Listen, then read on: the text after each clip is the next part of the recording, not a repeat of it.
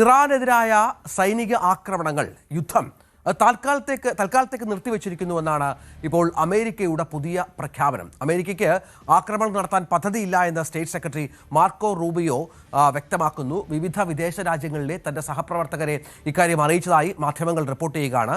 അതായത് ട്രംപ് ഭരണകൂടം വലിയ വ്യോമാക്രമണങ്ങളിൽ നിന്ന് മാറി ടെഹ്റാനെതിരെ സാമ്പത്തിക സമ്മർദ്ദം വർദ്ധിപ്പിക്കുന്നതിനും നാവിക ഉപരോധം പോലെയുള്ള നടപടികളിലേക്കും കടക്കുന്നു എന്നാണ് മനസ്സിലാക്കേണ്ടത്. വി വിനോദ് വിവരങ്ങളുമായി ചേരും. വിനോദ്,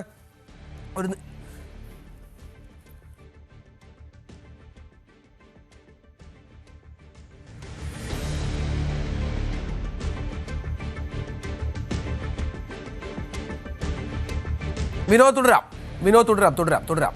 രഞ്ജിത്ത്, അമേരിക്കയുടെ ഒരു തീരുമാനം അത് സൈനികമായ നടപടികളിലേക്ക് പോകേണ്ടതില്ല, സാമ്പത്തിക ഉപരോധം അത് കൂടുതൽ കടുപ്പിക്കുക എന്ന നിലയ്ക്ക് തന്നെയാണ് ഇപ്പോൾ അമേരിക്ക തീരുമാനിച്ചിട്ടുള്ളത്. ഇതിൻ്റെ ഭാഗമായുള്ള നടപടികൾ അത് ചില പ്രതിഫലനങ്ങൾ കൂടി കണ്ടു തുടങ്ങി എന്നത് ചേർത്ത് വായിക്കേണ്ടതുണ്ട്. ഇപ്പോൾ ഇറാൻ്റെ റിയാൽ അത് ഡോളറുമായുള്ള ഈ വിനിമയ നിരക്ക് നോക്കുമ്പോൾ ഗണ്യമായി വീണ്ടും അതിൻ്റെ മൂല്യം ഇടിയുന്നു എന്നത് തന്നെയാണ്. ഇത് തന്നെയാണ് അമേരിക്ക പ്രധാനമായും ലക്ഷ്യം വയ്ക്കുന്നത്, ഇറാനെ സാമ്പത്തികമായി കൂടുതൽ പ്രതിരോധത്തിലാക്കുക. അതിനിടയിൽ ഇറാൻ്റെ ഭാഗത്ത് നിന്ന് ചില സുപ്രധാനമായ നീക്കങ്ങൾ കൂടിയുണ്ട്. അത് ഏറ്റവും പ്രധാനപ്പെട്ടത് ഒമാനുമായി നടത്തിയ ചർച്ചയാണ്. അത് ഹോർമൂസിൽ സഞ്ചാരം അത് സുഗമമായി നടക്കുന്നതിന് വേണ്ടിയുള്ള ഒരു ധാരണയിലെത്തിയിരിക്കുന്നു. പക്ഷേ ഇപ്പോഴും ഇറാൻ പറയുന്നത് അങ്ങനെ ഹോർമൂസ് തുറന്നിട്ടില്ല, ധാരണ എത്തി എന്ന കാര്യം സ്ഥിരീകരിക്കുന്നുണ്ട്. എന്നാൽ അങ്ങനെ ഹോർമൂസിലൂടെ സഞ്ചാരം അനുവദിക്കുന്ന നിലയിലേക്ക് കാര്യങ്ങൾ എത്തിയിട്ടില്ല എന്ന ഒരു നിലയാണ്.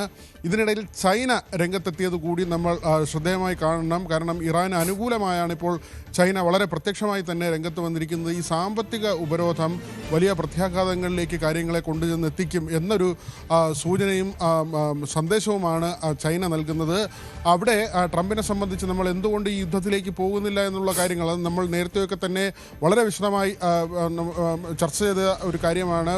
പ്രത്യേകിച്ച് അമേരിക്കയിൽ വരാൻ പോകുന്ന ഇടക്കാല ഹിതപരിശോധനയുണ്ട്. ആ ഒരു ഘട്ടത്തിൽ ട്രംപിനെ സംബന്ധിച്ച് ഇപ്പോഴത്തെ ഒരു സാഹചര്യം അനുകൂലമല്ല എന്ന് തന്നെയാണ് ഏറ്റവും പ്രധാനമായി നമ്മൾ ഇവിടെ കാണേണ്ടത്. മാർക്കോ റൂബിയോയുടെ ഈ പ്രസ്താവനയ്ക്ക് വളരെ വലിയ പ്രാധാന്യമുണ്ട്. നേരിട്ടുള്ള ഒരു യുദ്ധത്തിലേക്ക് പോകുന്നില്ല, അത് സാമ്പത്തികമായി അമേരിക്കയ്ക്ക് കൂടി ദീർഘകാലാടിസ്ഥാനത്തിൽ നഷ്ടങ്ങൾ ഉണ്ടാക്കുന്ന ഒരു കാര്യമാണ്. പക്ഷേ സൈനികരെയൊക്കെ സംബന്ധിച്ച് അമേരിക്കയുടെ ദേശീയ വികാരത്തോട് ചേർത്ത് നിർത്തുന്നതിൽ വലിയ പരാജയമുണ്ടായി. എബ്രഹാം ലിങ്കണിലൊക്കെ നമ്മൾ നേരത്തെ കണ്ടതാണ്. അങ്ങനെയുള്ള പ്രശ്നങ്ങളുണ്ടെങ്കിലും അതിനെയൊക്കെ തന്നെ മറികടന്നുകൊണ്ട് ഈ സാമ്പത്തിക ഉപരോധം എന്നുള്ള നിലയ്ക്ക് പോകാനാണ് തീരുമാനിച്ചിട്ടുള്ളത്. പക്ഷേ തീർച്ചയായും അതാണ് സാഹചര്യം. ഏതായാലും ഇപ്പോൾ യുദ്ധം നിർത്തിവെച്ചിരിക്കുന്നു തൽക്കാലത്തേക്ക് എന്ന് സഖ്യകക്ഷികളെ അമേരിക്ക അറിയിച്ചു എന്നുള്ളതാണ് ഏറ്റവും പ്രധാനപ്പെട്ട വാർത്ത.